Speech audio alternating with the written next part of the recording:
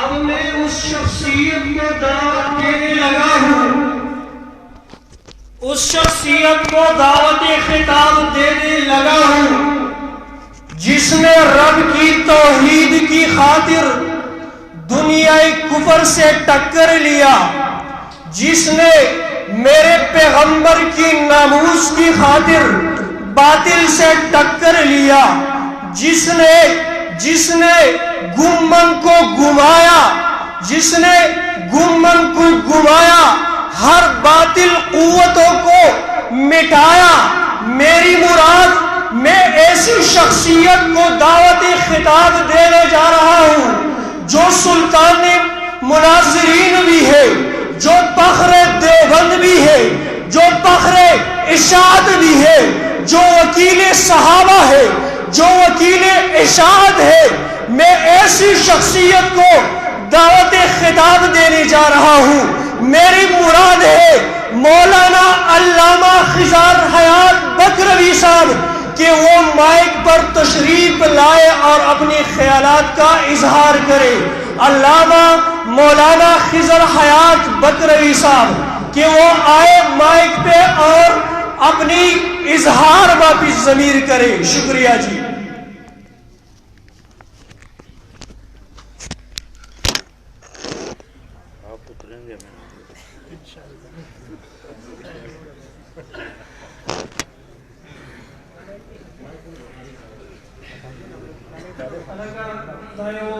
اعلان ضروری ہوا ہے علامہ سے جس نے بیان کیا تو آزادی مستدیف سے انشاءاللہ گمان داری جاؤں تڑے رضیان پیدا رہی، لہذا دکھو منگرو سکی سم سوالی دباقی بیان نفس و علامہ کی ذرائعات سے سوال اور جواب نشستی پر سوال پاپڑ و بانگیزات سروری ہوئی اور بیا رستو دا بیان کا چکم دا سوال جواب نشستی انشاءاللہ اللہ سے پاک داری جواب کی۔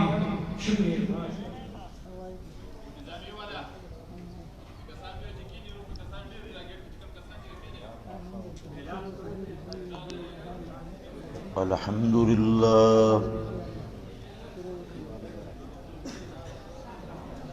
الحمدللہ وکفا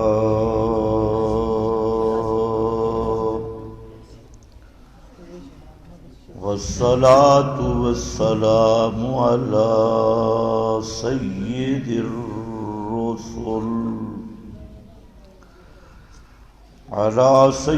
الرسل وخاتم الانبیاء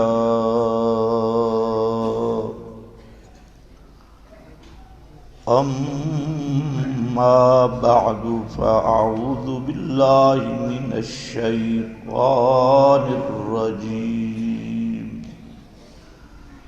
بسم اللہ الرحمن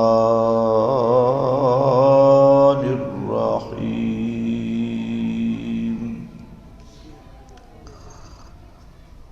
ولم يجعل له عوجا قیما الآیہ سبحان ربک رب العزت عما یصفون وسلام علی المرسلین والحمد للہ رب العالمین۔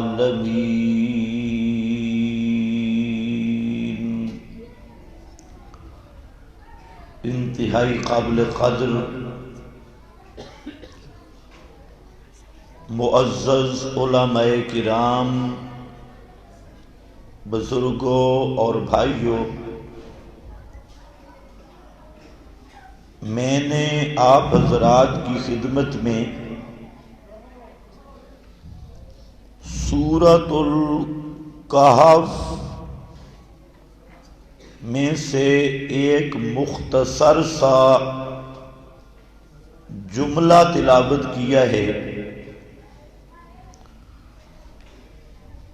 سورۃ الکہف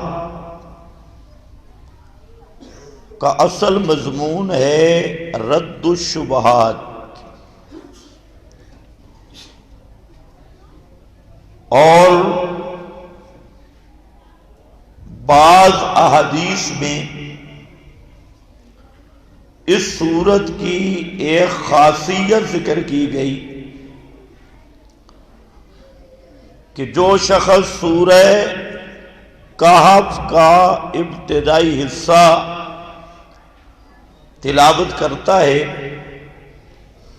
تو اللہ تعالی اس کو دجال کے فتنوں سے محفوظ رکھے گا۔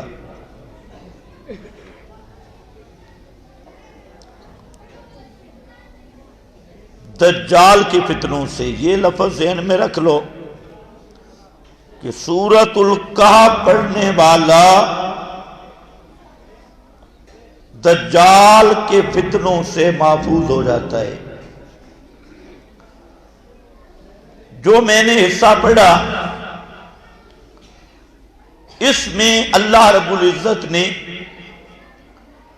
قرآن کریم کی شان بیان کی ہے، تعارف پیش کیا ہے، جو ہر مسلمان کے مسلمان ہونے کے لیے، ہر ایماندار کے ایماندار ہونے کے لیے اس کا سمجھنا اور پھر اس پہ ایمان رکھنا فرض ہے۔ جملہ یہ ہے کہ الحمدللہ الذی انزل الکتاب علی عبدہ، الکتاب القرآن، اس کی شان میں ارشاد ہے وَلَمْ يَجْعَلْ لَهُ عِوَجًا قَيِّمًا۔ بس یہ دو جملے سمجھنے ہیں۔ لم یجعل لہ عوجا،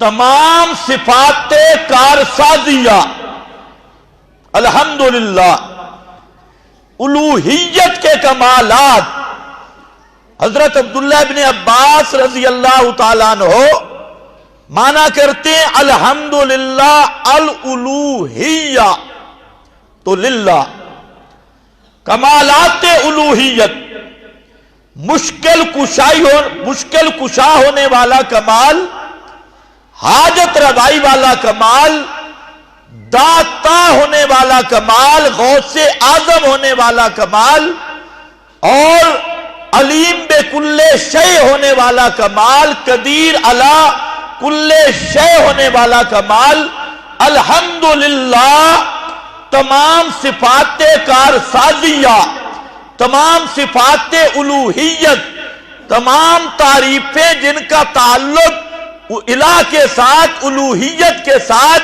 خواص الوہیت اللہ کے لیے ہے۔ کون؟ اللہ جس نے کتاب نازل کی۔ کس پر کتاب نازل کی؟ علی عبدہ۔ کس پر کتاب نازل کی؟ تین چیزوں کا تعارف ہے۔ الحمدللہ یہ تعارف الوہیت ہے، علی عبدہ یہ تعارف رسالت ہے، الکتاب یہ تعارف نصاب رسالت، دعوت رسالت، یعنی صداقت قرآن اور خود قرآن کی پہچان ہے۔ تو اس جملہ میں پہلا لفظ ہے الحمدللہ، اور الحمدللہ کا معنی میں نے کیا بولا؟ آپ کو بولنا ہوگا تمام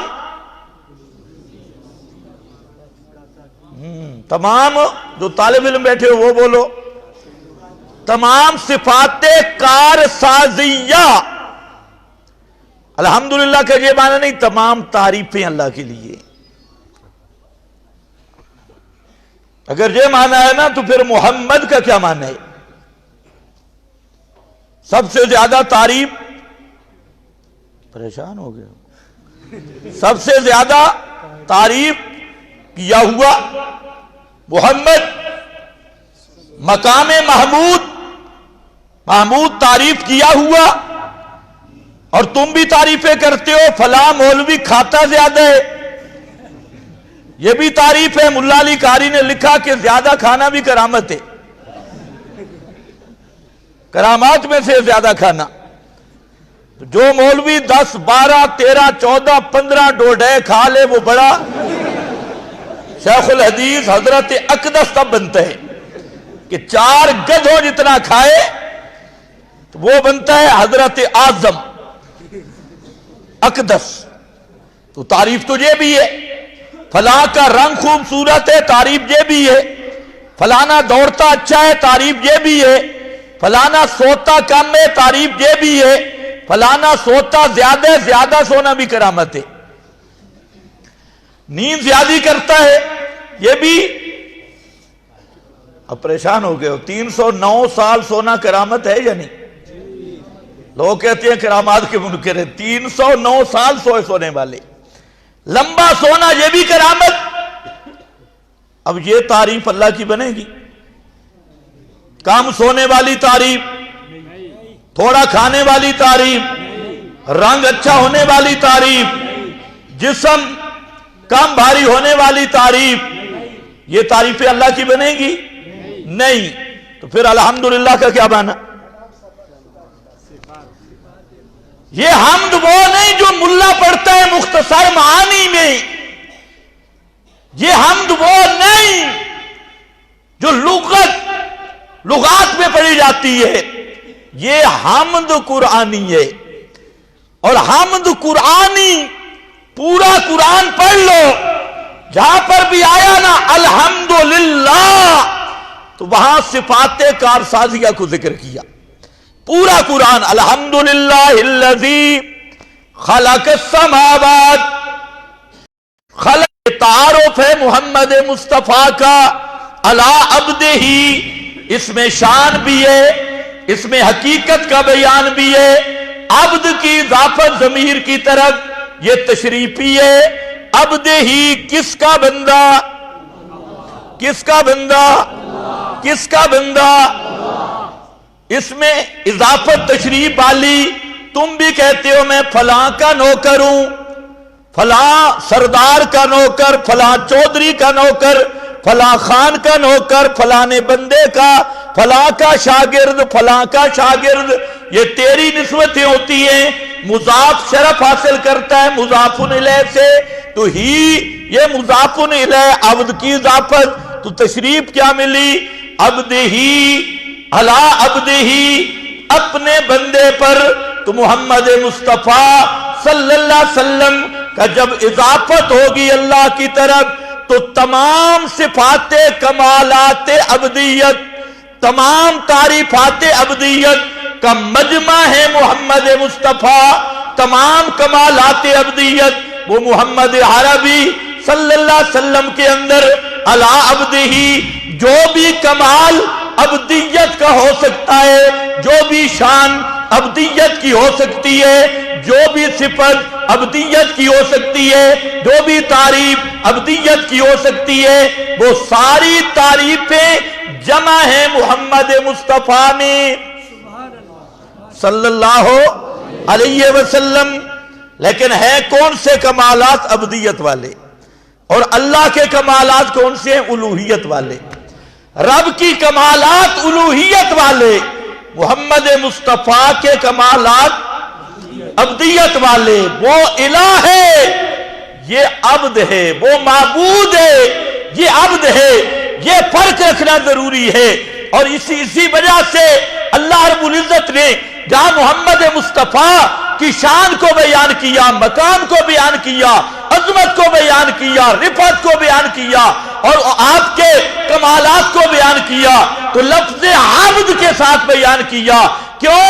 اس کی وجہ یہ تھی عیسائیوں کو دھوکہ لگ گیا تھا، یہود کو دھوکہ لگا تھا، اور اہل کتاب ان کو دھوکہ لگا، انہوں نے حضرت عیسیٰ کو عبدیت کے مقام سے اٹھایا اور ان کو الوہیت کا مقام پہ فائز کر دیا، اور وہ کہنے لگے حضرت عیسیٰ مشکل کشا ہے، حاجت روا ہے، ما فوق الاسباب۔ حضرت عیسیٰ سنتا بھی ہے، دیکھتا بھی ہے، تصرف کرتا بھی ہے۔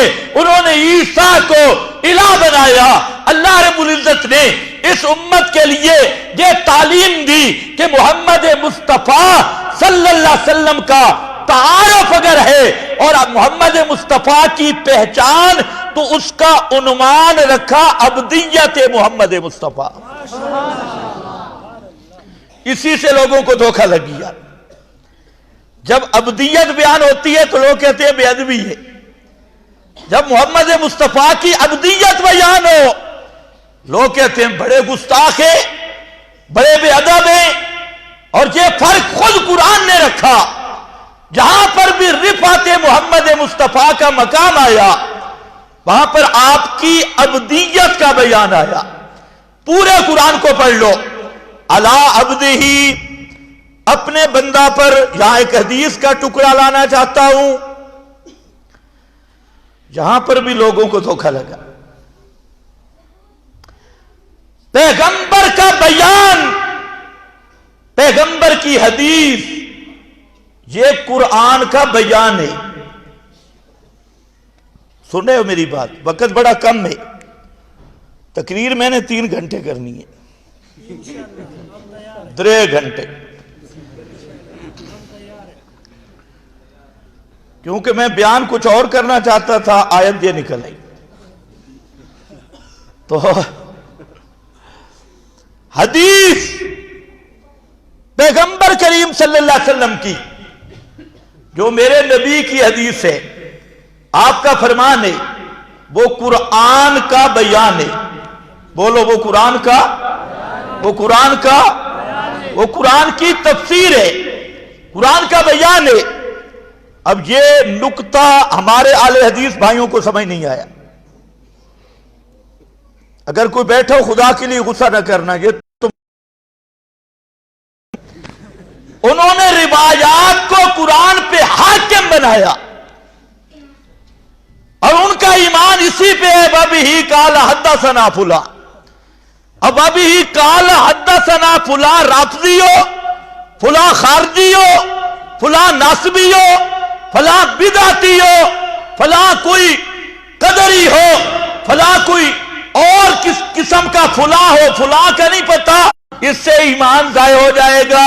وَبِهِ قَالَ حَدَّثَنَا فُلَانٌ بعد میں دیکھیں گے، سب سے پہلے دیکھیں گے قال اللہ۔ پہلے کیا دیکھیں گے؟ پہلے کیا دیکھیں گے؟ قال اللہ، قرآن کو دیکھیں گے۔ اور حدیث قرآن کی شرح متن پہ حاکم نہیں ہوا کرتی، حاکم متن ہوتا ہے، بیان مبین پہ حکومت نہیں کرتا۔ حاکم قرآن ہوگا، حاکمیت قرآن کی ہوگی۔ اس لیے تمام امت کے علماء متفق ہیں کہ ہر وہ روایت جو قرآن سے ٹکرا جائے، کس سے؟ قرآن سے، قرآن سے، قرآن سے ٹکرا جائے، مد مقابل آئے، وہ محمد مصطفیٰ کی بات ہرگز نہیں، چاہے وہ بخاری میں کھڑی ہے، محمد مصطفیٰ کی وہ بات نہیں۔ اگر قرآن سے ٹکر کھا گئی، قرآن کے مد مقابل آ گئی، کیوں نبض تیز تو نہیں ہو گئی؟ کیوں؟ ابھی بتاتا ہوں۔ علی عبدہ الکتاب، میرے نبی کا فرمان بیان قرآن ہے۔ اور سنو حدیث، پھر اگلا جملہ جو میں نے عرض کرنا ہے وہ آگے۔ سنو حدیث، اللہ کے رسول فرماتی ہیں کہ اے لوگو لا تطرونی کما اطرت النصارى عیسی ابن مریم۔ اور ایک مقام پہ فرمایا ایھا الناس ایاکم والغلو ان من کان قبلکم، ان من کان قبلکم ہلاک بالغلو۔ اے لوگو غلو سے بچ جاؤ۔ کس سے؟ غلو سے بچ جاؤ، افراط اور تفریط کی حدوں سے بچ جاؤ، جو تم سے پہلے تھے وہ غلو کی وجہ سے تباہ ہوئے۔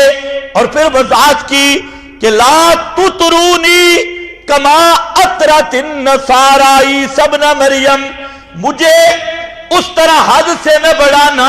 وفی روایت لا ترفعونی فوق منزلتی، اللہ نے جو مجھے شان دیا، مجھے مقام دیا، اس مقام و شان سے اوپر مجھے مت بڑھانا۔ لا ترفعونی فوق منزلتی انا عبد اللہ ورسولہ، انا عبد اللہ ورسولہ، میں اللہ کا بندہ ہوں اور اس کا، اللہ کا بندہ ہوں اور اس کا، اونچا بول میں عرض کروں، اللہ کا بندہ ہوں اور اس کا۔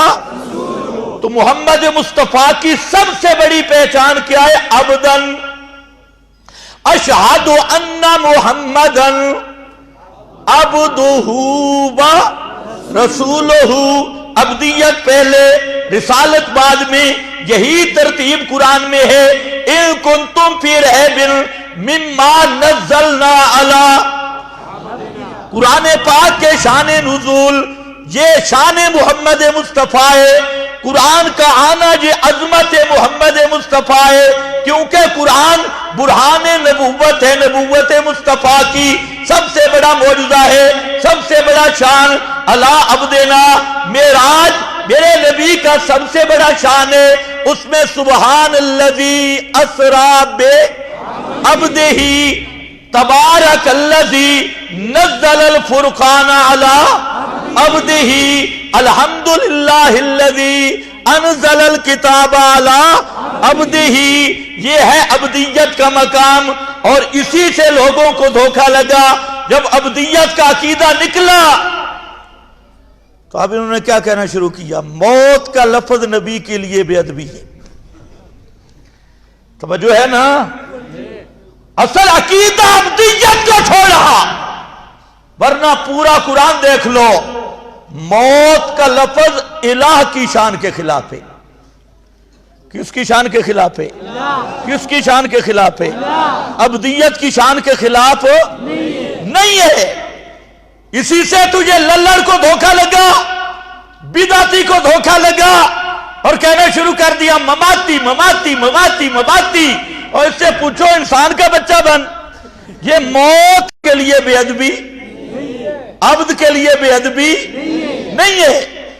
میرے نبی نے خود فرمایا، غدیر خم کا خطبہ اٹھا مسلم شریف، جب خطبہ دیا میرے محبوب نے فرمایا ایھا الناس انما انا بشر یوشکنی ان یاتینی رسول رب، بولتے ہو انتقال پر ملال تے پردہ فرما، یا پردہ شردہ نہیں، یا قرآن بولا ہے انکا میتن انکا میتن وانہم میتون،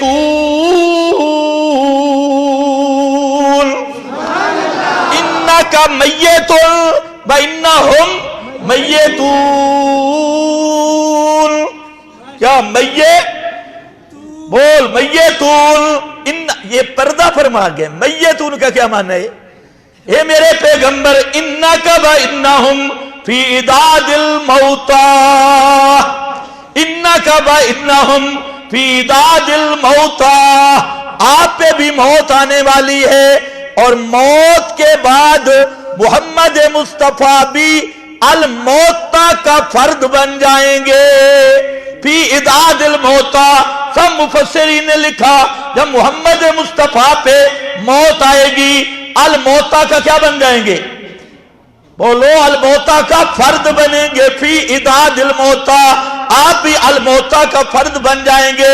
اسی لیے شیخ الحدیث مولانا سرفراز خان صفدر تسکین الصدور میں لکھتے ہیں، اب آئی تسکین، نہ تسکین الصدور نہیں، میں بھولا، یہ اپنے رسالہ میں لکھتے ہیں، المسلک المنصور رسالہ، اس میں لکھتے ہیں انکا میت کی نس قطعی سے محمد مصطفیٰ انکا لا تسمع الموتى کا فرد ہے۔ इन्ना कला तुस्मिल मौता का, इन्ना का मैयत, उनकी नस कती से मुहम्मदुर रसूलुल्लाह भी अल मौता का क्या है, फर्द है, अल मौता में दाखिल है। ये शेखुल हदीस लिख गया अल मसलकुल मंसूर में। शेखुल हदीस क्यों ना लिखता, इस कायनात सदाकत का ताजेदार अबू बकर सिद्दीक रजी अल्लाह तआला अन्हु जब मेरे नबी को बोसा दिया हुजरा में आकर, तो पहला लफ्ज ये कहा, तिबता हय्यम व मय्यता, तिबता हय्यम व मय्यता। मेरे महबूब आप जिंदा थे तब भी खुशबूदार, तब भी तिबता हय्या खुशबूदार थे, व मय्यतन मौत के बाद क्या बन गए, मय्यत मौत आई तो क्या बन गए। ये भी अब्दियत के खवास में से है, अब्द पे मौत आती है और अब्द मरने के बाद मय्यत बन जाता है। ये अब्द की शान है। अल्लाह के महबूब भी अब्द हैं, जिन्होंने मेरे नबी की अब्दियत को नहीं समझा। किसी ने बशरियत को खिलाफ अदब कहा, किसी ने मौत को खिलाफ अदब कहा, किसी ने अदम समा मा फौकल अस्बाब को खिलाफ अदब कहा, गुस्ताखी समझा। और जब मोमिन का अकीदा है कि मोहम्मद मुस्तफ़ा अफजलुल खल्क अल इतलाक है, अफजलुल अंबिया है, रहमत कायनात है, फखरे मौजूदात है, खातमुल अंबिया है, साहिब मकाम महमूद है, साहिब शफात कुबरा है, लेकिन इन शानों के बावजूद बाउलूवे शान मोहम्मद मुस्तफ़ा अब्द है। क्या है, अब्द है। क्या है, अब्द है। जब अब्द है तो मौत आएगी, जब अब्द है तो माफोकल असबाब सुनते भी नहीं, जब अब्द है तो माफोकल असबाब जानते भी नहीं, जब अब्द है तो हाजिर नाजिर भी नहीं, जब अब्द है तो आलिमुल गैब भी नहीं, जब अब्द है तो समी व बसीर भी नहीं, जब अब्द है अलीम व खबीर भी नहीं। क्यों कि माफोकल असबाब समी होना, ये अल्हम्दुलिल्लाह, ये किसकी शान है, ये अल्लाह की शान है। माफोकल असबाब गैब दान होना, ये अल्लाह की शान है। माफोकल असबाब हर जगह पे मौजूद होना, ये अल्लाह की शान है। समीओ बसीर होना, ये अल्लाह की शान है। मुश्किल कुशा होना, ये अल्लाह की शान है। हाजत रवा होना, ये अल्लाह की शान है। दाता होना अल्हम्दुलिल्लाह, गौसे आदम होना अल्हम्दुलिल्लाह, ये रब की शानें हैं। मौत आ जाना ये अब्द की शानें हैं। इन्होंने समझा ही नहीं मेरे नबी की अब्दियत को। तो सिद्दीक ने क्या कहा, इन्ना का, हाँ क्या कहा, तिबता हय्यम व मय्यता। ये बुखारी है। ते सिद्दीक वो खलीफा अव्वल बिला फसल है, ये अव्वल की बात है। आज चौथे की दस्तखत भी दिखा दूं, ये सिद्दीक अकबर के दस्तखत हैं और तू दस्तखत दिखाते सूफियों के, जिनकी बिल्कुल चट्टी चौड़ है, जिनका नसब भी मालूम नहीं। ये दस्तखत है अबू बकर सिद्दीक के। इशाअतुत तौहीद वाले तुम्हें मुबारक हो, तुम्हारे अकीदे पे दस्तखत है किसके, अबू बकर। कोई बोले कहो हमारे अकीदे पे दस्तखत किसके, अबू बकर सिद्दीक के। फिर अगर हिम्मत है, जुर्रत है, तो अबू बकर जैसा कोई सिद्दीक पेश कर। यह सिद्दीक के दस्तखत है। फिर सिद्दीक मिंबर पे आए, इसी अब्दियत को बयान किया। फरमाया अय्युहन्नास। यहां पर एक मजे की बात है, ढेर मजेदार।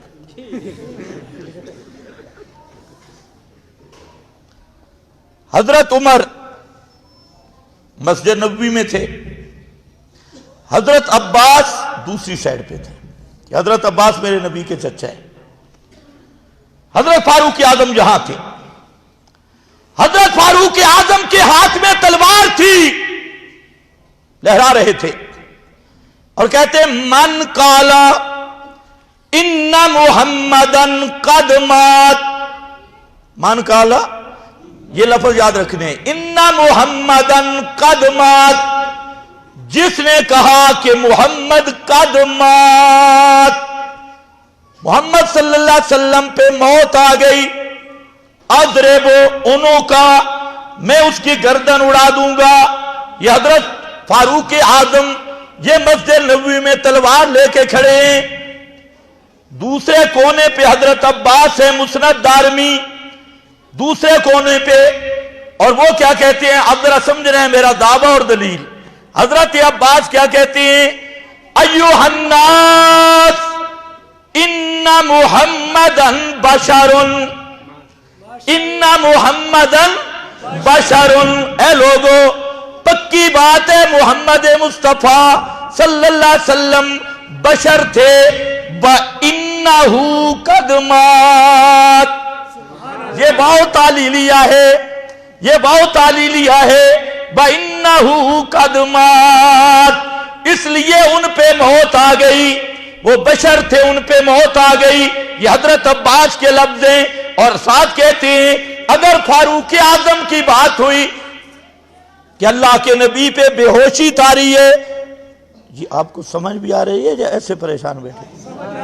اچھا، آپ بے ہوشی کی حالت میں اٹھیں گے اور منافقین کے ہاتھ پاؤں کاٹیں گے، اگر وہ بات سچی ہو۔ اگلا جملہ سنو حضرت عباس کا مسند دارمی میں فرمایا تھا اگر وہ بات صحیح ہوئی، ادفنوا صاحبکم، اللہ کے نبی کو دفن کر دو، اگر نبی زندہ ہوئے، ان اللہ تبحث عنہ التراب، اللہ کا قانون ہے اللہ زندہ نبی کو قبر میں نہیں رکھتے، اللہ کا قانون جو ہے زندہ نبی کو قبر میں، اگر پیغمبر کریم زندہ ہوئے اللہ مٹی کو ہٹا دیں گے اور پیغمبر کریم کو قبر سے باہر لے آئیں گے۔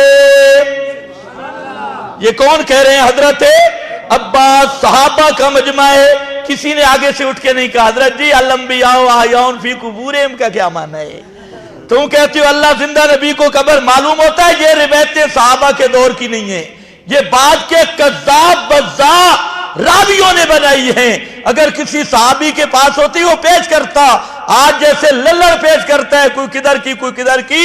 حضرت عباس نے فیصلہ کیا اور حضرت عباس کی اس بیان کا مقصد یہ تھا، قرآن نے یہ فیصلہ کیا، الم نجعل الارض کفاتا، الم نجعل الارض کفاتا احیاء و امواتا، ظہرها للاحیاء و بطنها للاموات۔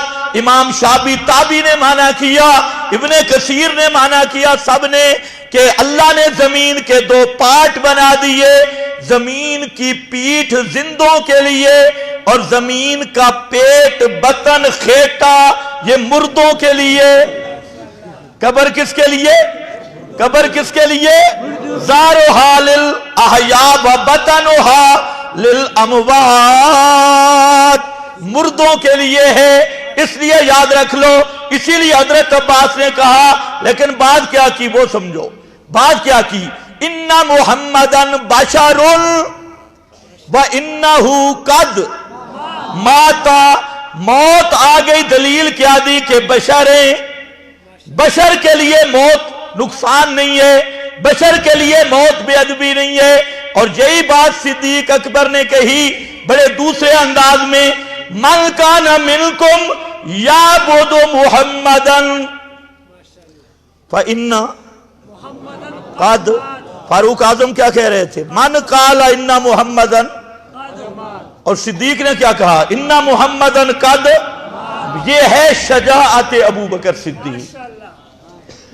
کسی کو جرأت نہیں تھی عمر کی تلوار کے سامنے آنا، انہیں جو لفظ کہے من قال ان محمدا قد مات، صدیق نے وہی کہا ان محمدا قد، ومن کان منکم یعبد اللہ فإن اللہ حی، فإن اللہ حی لا یموت،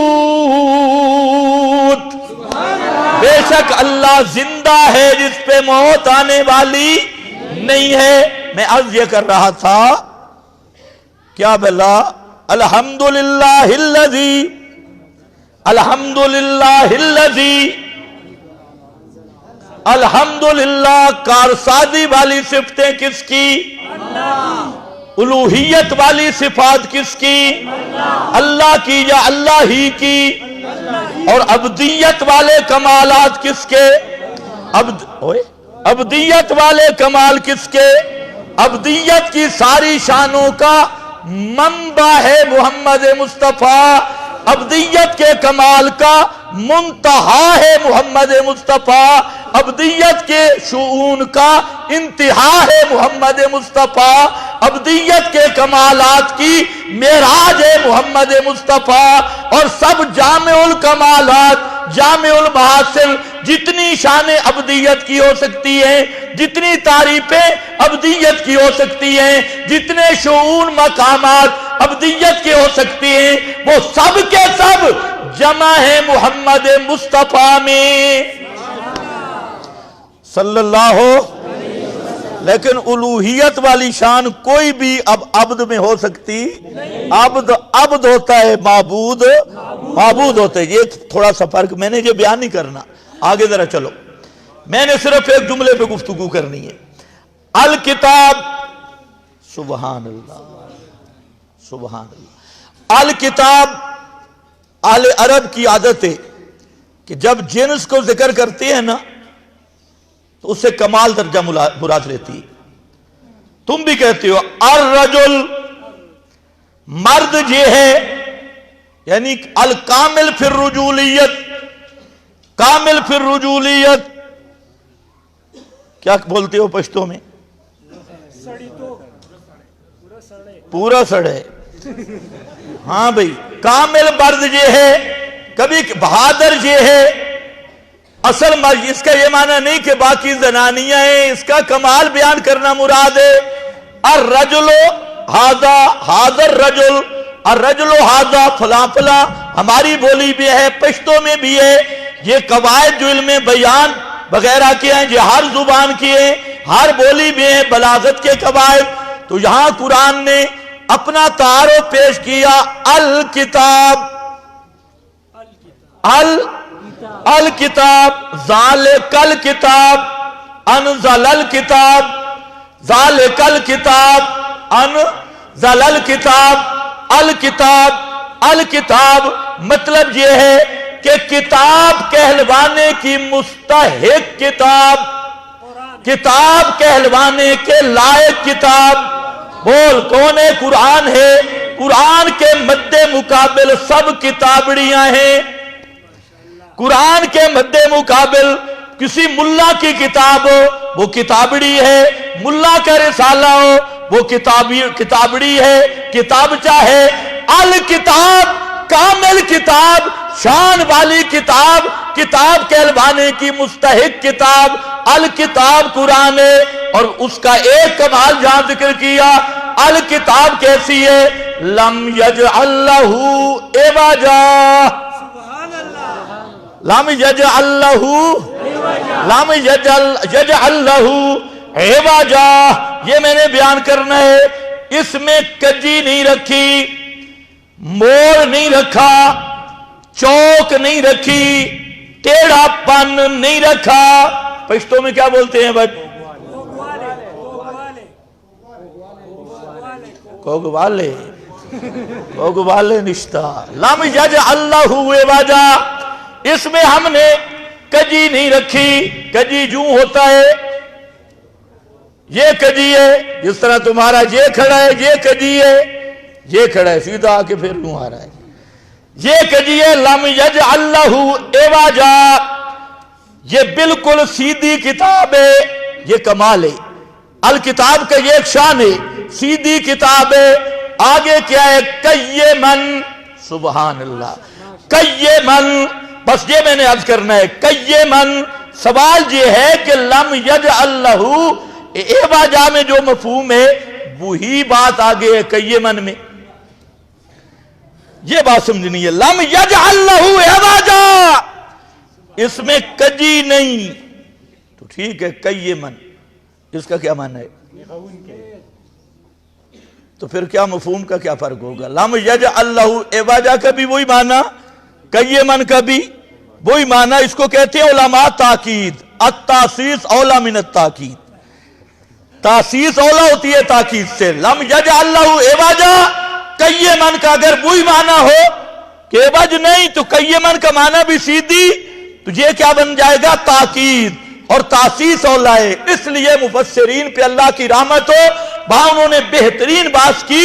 جو میرا نقطہ آغاز ہے گفتگو کا وہ یہ ہے، قرآن وہ کتاب ہے جو بالکل سیدھی کتاب ہے. اس کے اپنے اندر کوئی کجی نہیں، اس کا کوئی مضمون اس میں کوئی کجی نہیں، ناقابل فہم نہیں، واضح البیان ہے، نور مبین ہے، الآیات البینات ہے. قد جاءکم من اللہ نور و کتاب مبین ہے، انزلنا الیکم نور مبینہ ہے، تبیانا لکل شے ہے، تفصیل کل شے ہے. خود اس کی واضح بیان ہے اور واضح طور پہ صراحت کے ساتھ قرآن اپنے مضمون میں واضح ہے. یہ تو آ گیا لم یجعل لہ عوجا، آگے آیا قیمن. قیمن کا معنی مفسرین لکھتے ہیں حافظاً علی الکتب کلہا، محافظاً علی الکتب کلہا. اس کا نام ہے حاکمیت. اللہ فرماتی ہیں اے کائنات والو، قرآن مقدس یہ بالکل سیدھی کتاب ہے، صاف کتاب ہے، واضح کتاب ہے، نور کتاب ہے، روشن کتاب ہے، بین کتاب ہے. اور یہ واضح روشن بیان ہے، تبیان بیان ہے، کھلا ہوا بیان ہے.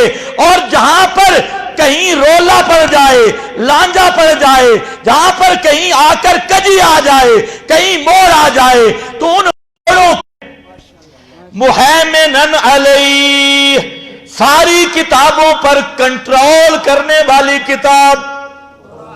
بول کنٹرول کرنے والی کتاب، سارے قانونوں کو پابند کرنے والی کتاب قرآن ہے.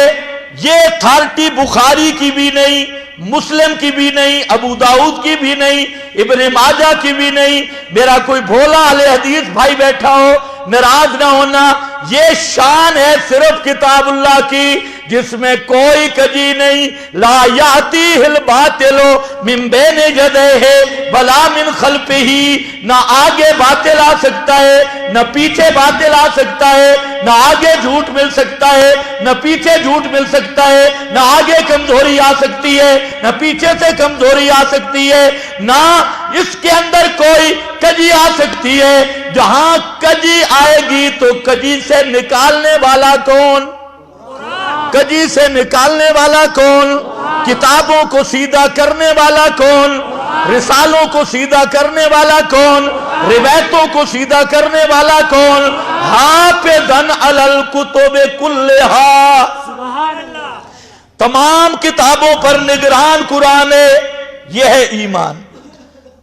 ہمارا جن لوگوں سے جھگڑے ہیں نا، آپ تو ہیں عوام، میری بات سمجھ لے، خدا کی قسم اسی نقطے پہ جھگڑے، کر لو فیصلہ. ہم کہتے ہیں حاکم کتاب قرآن ہے. کیا ہے؟ بولو. حاکم سب کتابوں پہ کیا ہے؟ باقی روایت بھی وہ منیں گے جو قرآن کے پیچھے چلیں. بزرگ کا قول بھی وہ مانیں گے جو قرآن کے مطابق ہو. حکایت بھی وہ مانیں گے جو قرآن کے مطابق ہو. قرآن امام ہوگا، باقی سارے اس کے تابع ہوں گے. ہم یہ کہتی ہیں. اور جتنے دوسرے فرقے انہوں نے اپنے اپنے ٹول بنائے، اپنے اپنے. کوئی کہتا ہے روایات آگے ہوں گی، قرآن پیچھے ہوگا. کوئی کہتا ہے بزرگ آگے ہوں گے، قرآن پیچھے ہوگا. کوئی کہتا ہے میرا پیر آگے ہوگا، قرآن پیچھے ہوگا. کوئی کہتا ہے عمران خان آگے ہوگا، قرآن پیچھے ہوگا. ہم کہتے ہیں یوں نہیں. عمران خان چھوڑو، مولانا فضل الرحمان کیوں نہ ہو، مولانا عمران خان کیوں نہ ہو، جو بھی ہو، شیخ الحدیث نواز شریف کیوں نہ ہو. کیونکہ آج کل تو مولانا فضل الرحمان صاحب زبردست ڈیر خواہ، بہت زبردست کہہ رہا ہے. پہلے بلاول تقریر کرتا ہے، پھر مریم نواز صاحبہ، اور پھر وہ اچکزئی اور دو چار اور. تو ہمارے حضرت صاحب کہتے ہیں مجھ سے پہلے میرے اکابر نے بیان کیا. میں نے کہا اب اکابر کا مفہوم واضح ہو گیا. تم اکابر کس کو مانتی ہو؟ اکابر مجرمیہ یہ سارے. اب آئی قیامت، بلاول بھٹو بھی اکابر تھے، مریم نواز بھی اکابر، اچکزئی بھی اکابر، اور یہ سارے لفنگے یہ سارے کیا بن گئے؟ اکابر. اب آیا مزہ، اس کو کہتے ہیں چس آ گئی. تو ہم کیا کہتے ہیں؟ لوگوں قرآن کی حاکمیت تسلیم کرو. قرآن کے مقابلے میں کوئی کتاب نہیں مانتے، قرآن کے مقابلے میں کوئی روایت نہیں مانتے، قرآن کے قانون کے مقابلہ میں کوئی قانون نہیں مانتے، قرآنی نظام کے مقابلہ میں کوئی نظام نہیں مانتے، قرآنی ضابطۂ حیات کے مقابلہ میں کوئی ضابطہ حیات نہیں مانتے، قرآن مقدس کی تھارٹی کے مقابلہ میں کسی کی کوئی تھارٹی نہیں مانتے، کیونکہ یہ کلام الہی، یہ اللہ کا کلام ہے، اور اللہ بادشاہ کا کلام سارے کلاموں کا بادشاہ ہے، سارے کلاموں کا. اب لگے گا پتہ تمہارا. یہ پوری ترتیب رکھ لو. میں 4 مثالیں پیش کرتا ہوں.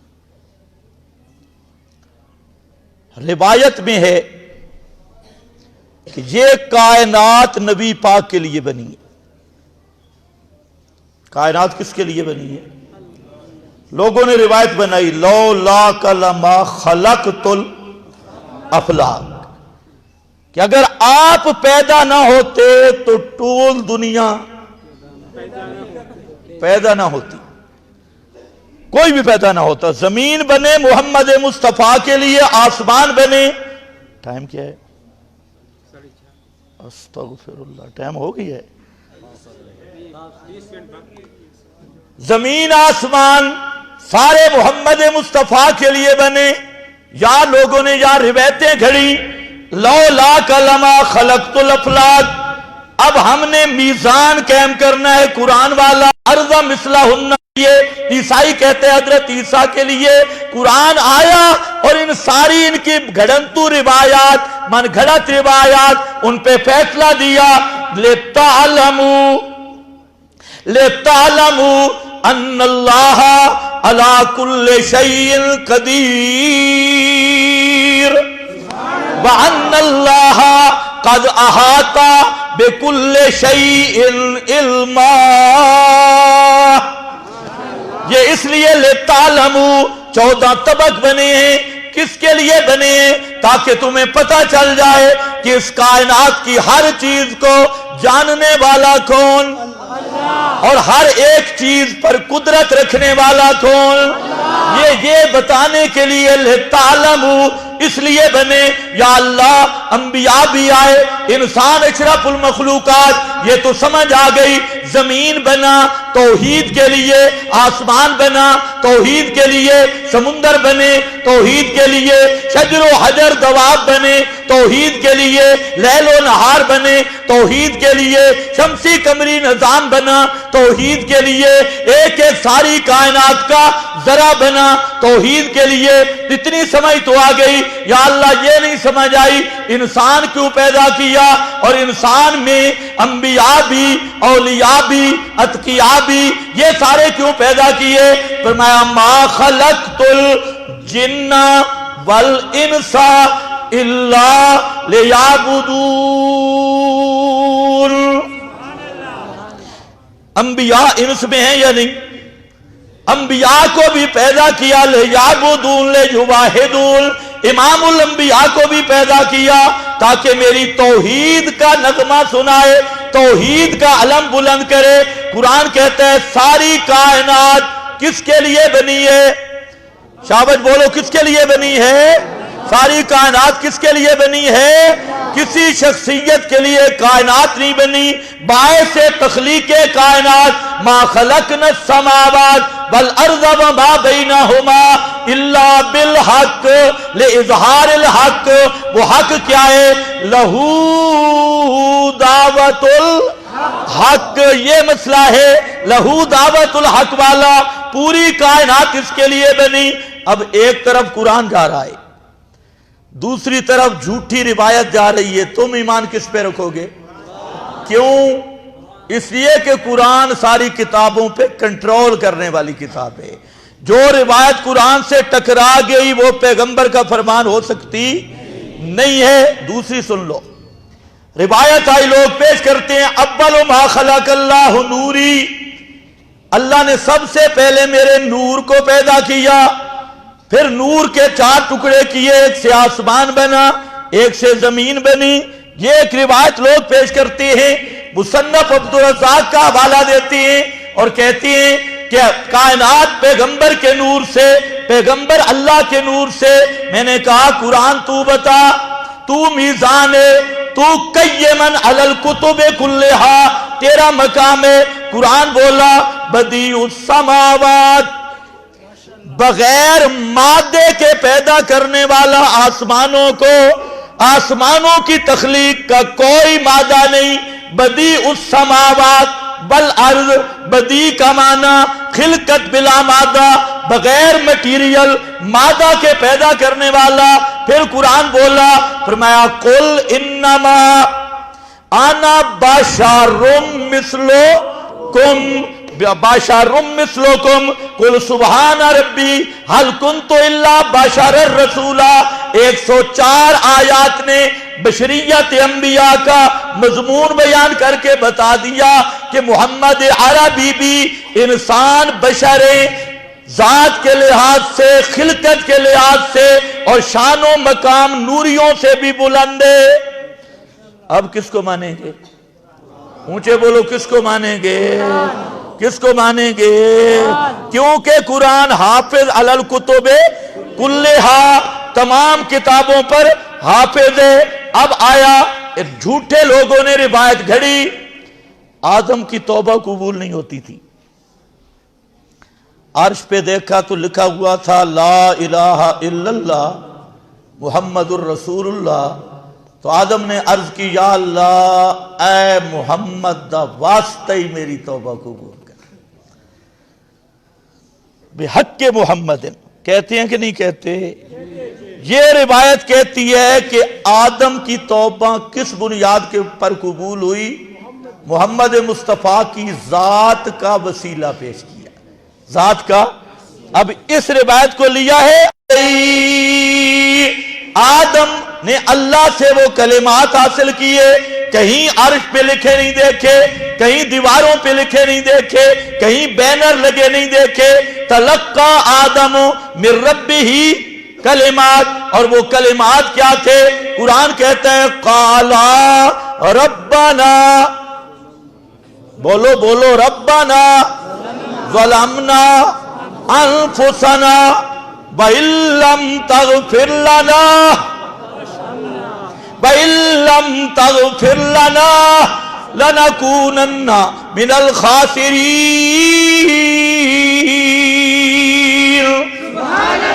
لَنَكُونَنَّ مِنَ الْخَاسِرِينَ۔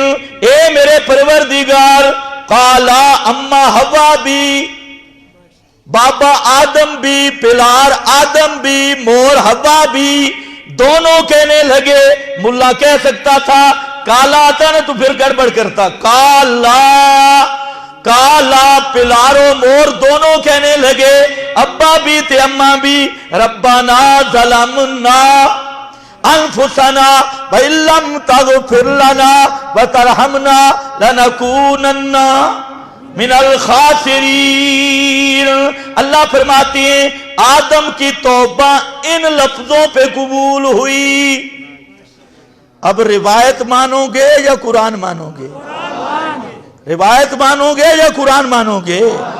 اسی طرح قرآن کہتا، روایت کہتی ہے من صلی علیہ عند قبری سمیتہ، جو میری قبر پہ درود پڑھے میں سنتا ہوں۔ تے دور والا فرشتے کیوں حیران ہو گئے ہو؟ جو قبر پہ درود پڑھوں تو میں سنتا ہوں۔ روایت آ گئی جی، لیکن اللہ کے فضل سے سیاستہ میں نہیں آئی۔ یہ سیاست بخاری، مسلم، ابو داؤد، ترمذی، ابن ماجہ، نسائی بالکل خالی ہے اس روایت سے، نہیں آئی۔ دوسرا آپ کی قبر پر جا سکتے ہی کوئی نہیں تو من صلی اللہ علیہ پہ جھگڑا کیا؟ لا یمکن الوصول الی قبرہ، ممکن ہی نہیں ہے۔ خیر وہ ساری بات سے اب روایت کہتی ہے سنتا ہوں، میں نے قرآن سے پوچھا قرآن تو حافظ علی الکتب کلہا، ساری کتابوں پہ حافظ کتاب بیان دے دے۔ فرمایا اللہ نے فرمایا ما انتا بمسمع من فی القبور، اور اپنا معنی نہیں کر رہا، سید کائنات حضرت عائشہ نے معنی کیا۔ یہ آیت بتلاتی ہے کہ یہ آیت قرآن کی اس کا معنی یہ ہے کہ جو قبر میں چلا جائے سن سکتا، جو قبر میں چلا جائے سن سکتا۔ امام اعظم امام ابو حنیفہ، تکلیف تو نہیں ہو گئی؟ امام اعظم میں نہیں کہہ رہا، امام زابی نے کہا ہے، مجھے گالیاں نہ دینا۔ امام زابی وہ پلار ہے نا، وہ بابا ہے کہ جو اعظم سے ذرا تکلیف ہوتی ہے امام زابی کا انکار کر کے دیکھے، وہ تو حنفی بھی نہیں ہے۔ اور جب امام حنیفہ کا تذکرہ کیا کہتے ہوبل امام الاعظم، ہوبل امام اور تذکرہ بھی کہاں کیا؟ تذکرۃ الحفاظ میں۔ اور تذکرۃ الحفاظ بھی کون سی کتاب ہے؟ جس میں حدیث کے حافظوں کی زبان زابی نے ذکر کی ہے۔ ایک تو قرآن کا حافظ ہے، ایک احادیث کا حافظ، ان میں ذکر کیا ہے ہوول امام الاعظم، امام اعظم امام ابو حنیفہ۔ خیر وقت بالکل نہیں، آج میں کچھ بھی نہیں کہتا۔ ہوول امام الاعظم، وہ فرماتے ہیں من عامے، من نبی کو بھی شامل غیر نبی کو بھی شامل۔ معنی حضرت عائشہ کر گئی کہ آیت کا معنی کوئی قبر والا نہیں سنتا، ضابطہ امام نے بیان کر دیا کہ نبی ہو تب بھی نہیں سنتا، ولی ہو تب بھی نہیں سنتا۔ اسی طرح من فی القبور الموتا انک لا تسمع الموتا، الموتا جمع پہ الف لام آیا، اور جمع والے الف لام میں ڈنڈی مرزا قادیانی نے لگائی ہے خاتم النبیین میں، ورنہ جمع پہ الف لام آئے یفید للاستغراق، اجمع نحویون و اہل الاصول سارے متفق ہیں للاستغراق، استغراق کے لیے ہوتا ہے۔ اور معنی یہ ہے جس پہ موت آ گئی وہ سن سکتا، وہ سن سکتا، اونچے بولو سن سکتا۔ یہ کس نے کہہ دیا؟ کس نے کہہ دیا؟ فتاوی دارالعلوم دیوبند میں لفظ آ رہے ہیں بڑے خوبصورت سنہری لفظ سونے سے لکھنے والے، سید عائشہ صدیقہ کے فرماتی ہیں کیف یقول رسول اللہ، کیف یقول رسول اللہ، اللہ کے رسول یہ کس طرح کہہ سکتے ہیں؟ ہر اس روایت پہ اماں جی جرا کر رہی ہے جس میں مردوں کے سننے کی بات ہو، کوئی روایت پیش کرے جوتوں کی آہٹ سنتے ہیں، تم پڑھو کیف یقول رسول اللہ، کوئی کہے من صلی علیہ عند قبری، ساتھ پڑھو کیف یقول رسول اللہ، اللہ کے رسول یہ کہہ کیسے سکتے ہیں؟ وقد قال اللہ انک لا تسمع الموتى وما انت بمسمع من فی قرآن کا فیصلہ ہے سنتے سنتے، اور شاتیوں تکڑے ہو جاؤ، سنتے سنتے سنتے سنتے نہیں ہے۔ حضرت عائشہ نے مانا کیا، اور کسی ایک صحابی نے حضرت عائشہ سے اختلاف ہو، یہ ہمت ہے مولوی کی، منت کرو، لڑائی والی تو بات ہی کوئی نہیں ہے۔ 110 سال میں 110 ہجری میں آخری صحابی فوت ہوئے، 110 ہجری میں 110 سال میں کوئی ایک پیش کر دو جس نے ام المومنین کے بیان کردہ معنی پہ اعتراض کیا ہو۔ ای خیال استو محال استو جنون، ایک مولوی صاحب کہتا ہے جی میں نے کہا صحابہ انکار کیوں نہیں کیا؟ کہتا ہے صحابہ حیا کرتے تھے، میں نے کہا تم بھی مہربانی کرو۔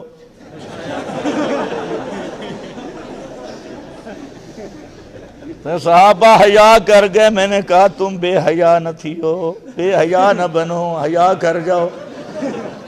بس اب بات تو ہے حیا بے حیا کی. جو حیا والا ہے وہ اماں کا حیا کر کے کہتے ہیں نیتوں کا مانے مردے. اور بولنا یار، جو قبر میں چلا جائے وہ سنتا نہیں. اب فیصلہ کس کا چلے گا؟ کس کا فیصلہ چلے گا؟ اب اگر قرآن چھوڑ کے اور محمد بن مروان پہ ایمان لائے گا تو اس کے دل میں عظمت قرآن ہے؟ اس کے دل میں حاکمیت قرآن ہے؟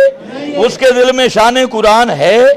اب قرآن کہتا ہے ذرا آخری ٹیکہ ذرا مشکل ہے، ذرا توجہ کرنا.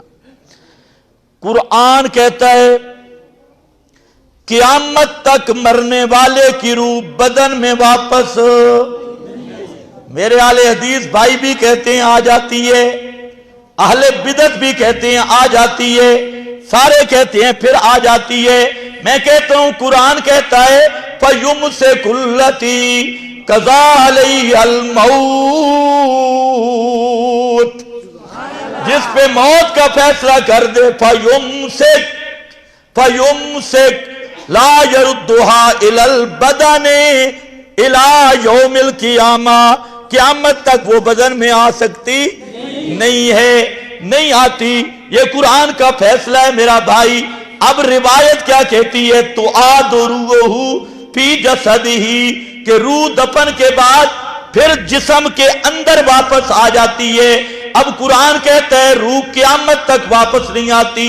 اور جھوٹی روایت جس کا ایک راوی قدری تقدیر کا منکر، ایک راوی پر شیعہ ہونے کا الزام، دو راوی مدلس، وہ کہتے ہیں تو آد روح، ہر ایک کی روح واپس آ جاتی ہے.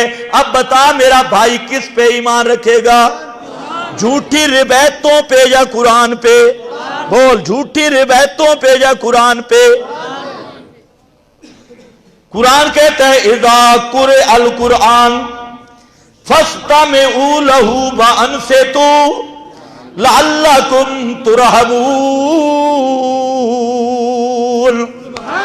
اور اس آیت کا معنی کر رہے ہیں حضرت عبداللہ ابن عباس، میرے نبی کے صحابی.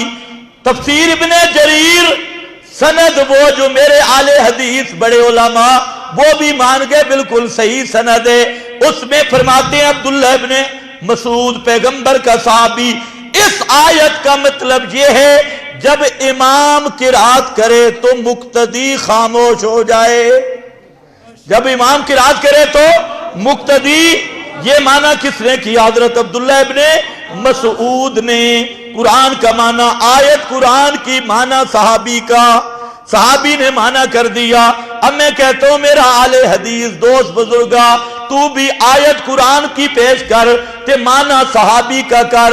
ملکہ وکٹوریا سے پیش نہ کر، صحابی کا معنی پیش کر جو یہ کہے کہ مقتدی فاتحہ نہ پڑھے مقتدی کی نماز نہیں ہوتی. اگر ہے کوئی ایسی آیت پورے قرآن سے لا، ورنہ جب قرآن کا معنی میں نے ابن مسعود سے کیا، خود نبی پاک نے بھی کر دیا. یہاں پر میں اذا قرئ القرآن، قرئ مجہول تھا، اس کا فاعل نہیں ذکر کیا. اب فاعل میں نے تلاش کیا، حضرت ابو موسیٰ اشعری کی روایت میں مسلم میں مل گیا اذا قرأ الامام فانصتوا. اذا قرأ الامام فاعل تلاش کرنا تھا قرآ کا، وہ مسلم کی حدیث میں مل گیا. اور حدیث بھی وہ اجمعو جس کے تصحیح پر سارے محدثین متفق ہیں. اب میرا دوست اہل حدیث ناراض نہ ہونا، ایک روایت پیش کر دے جس میں اللہ کے رسول فرمائیں اذا قرأ الامام فقرؤ، جب امام قرات کرے تم بھی پڑھو. کوئی ہے ایسی روایت؟ نہیں. تو پھر حاکمیت کس کی چلے گی؟ اونچا بول، کس کی چلے گی؟ آخری آیت بھی یاد سن لے. بات تو میرے ذہن میں 100 ایتیں آ گئی ہیں، اب ساری رات بیٹھے رہیں گے لیکن وقت نہیں. آخری آیت دیکھو، قرآن جھگڑا پڑ گیا ہے. ایک پارٹی کہتی ہے اطاعتیں دو ہیں. کتنی ہیں اطاعتیں؟ کتنی ہیں؟ اللہ رسول، اللہ رسول. ایک پارٹی کہتی ہے اطاعتیں 3 ہیں لیکن مستقل ہیں، تینوں مستقل ہیں. اللہ کی اطاعت، رسول کی اطاعت، 14 معصوموں کی اطاعت، اور ہے بھی وہ مستقل۔ یہ جھگڑا پڑ گیا۔ اشاعت التوحید والے کہتے ہیں اصل اطاعت ایک ہے۔ کیا ہے اصل اطاعت؟ بولو، اصل اطاعت ایک ہے۔ ان الحکم الا للہ۔ پیغمبر کی اطاعت اس لیے ہے کہ پیغمبر حکم الہی کا مبین ہے، بیان کرنے والا ہے، شارع ہے، اس لیے نبی کی اطاعت ہے۔ اور اولی الامر اہل اجتہاد مجتہدین، ان کی اطاعت اس لیے ہے، اس کے لیے شرط ہے وہ تابع ہے، مستقل نہیں ہے۔ اس کے لیے شرط ہے کتاب و سنت کے موافق ہو، کتاب و سنت کی تعمیل میں ہو، کتاب و سنت کے مقابل نہ ہو۔ تمہیں لوگ دھوکہ دیتے ہیں جی یہ قرآن و حدیث کے مقابل امام ابو حنیفہ کو مانتے۔ میں نے کہا قرآن کے مقابل میں امام بخاری کو ماننے والا بھی کافر ہے۔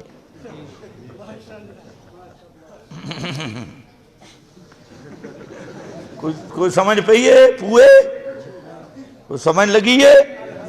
قرآن کے مقابل روایت ماننے والا بھی گٹ کافر ہے، کٹر کافر ہے، غٹ کافر ہے۔ تم کہاں جی اماموں کی مانتے ہیں قرآن حدیث؟ نہ جھوٹ بولا کر میرا بھائی۔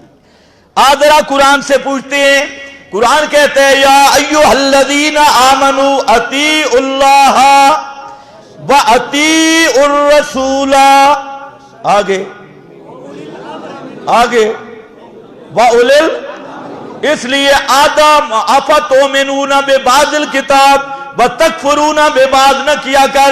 میرے اہل حدیث بھائی کہتے ہیں اہل حدیث کے دو اصول، اطیعوا اللہ وَأَطِیعُوا الرَّسُولَ۔ میں نے کہا اطیعوا اللہ ماننا، قرآن کیا کہتے ہیں؟ اطیعوا اللہ وَأَطِیعُوا الرَّسُولَ، آگے اولی الامر منکم۔ یہ اولی الامر کدھر جائے گا؟ ابن عباس کہتے ہیں اولو الاجتہاد، اولو الفقہ، مجاہد تابعی کہتے ہیں اولو الفقہ، ابو الربیع تابعی کہتے ہیں اولو الفقہ، عطا تابعی کہتے ہیں اولو الفقہ، حسن تابعی کہتے ہیں اولو الفقہ، کہ سدی کہتا ہے عمران خان۔ ایسے نہیں کہہ رہا، سدی کہتا ہے الامراء، حکمران۔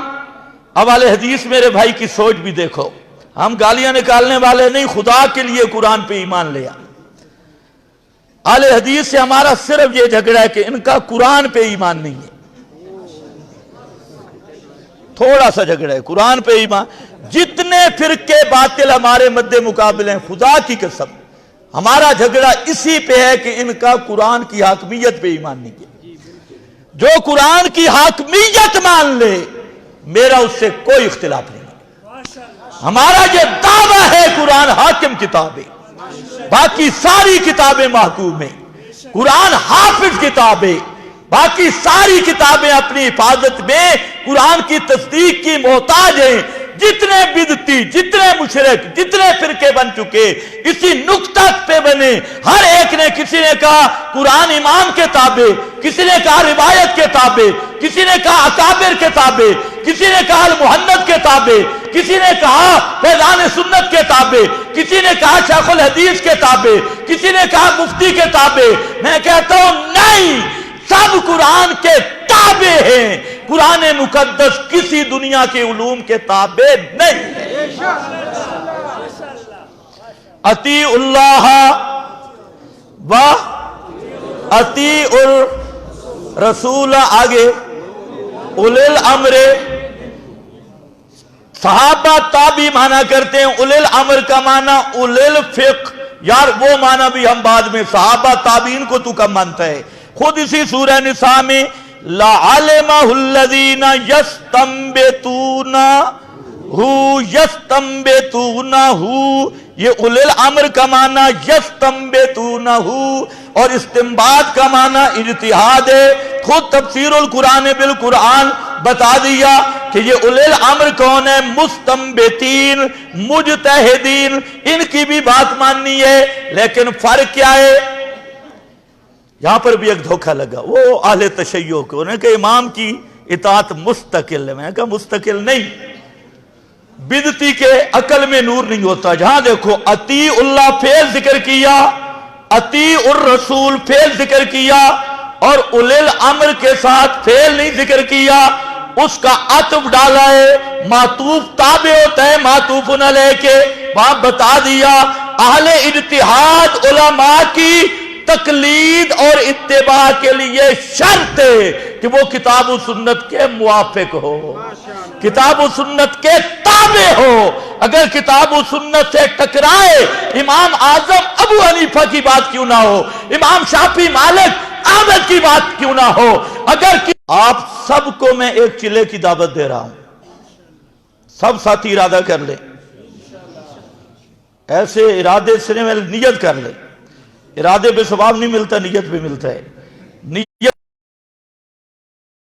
जो उर्दू कुछ जानता है वो तशरीफ ले आए, थोड़ा बहुत, जितनी मुझे पश्तो आती है इतनी आपको उर्दू आए तो फिर आ जाओ। तो इंशाअल्लाह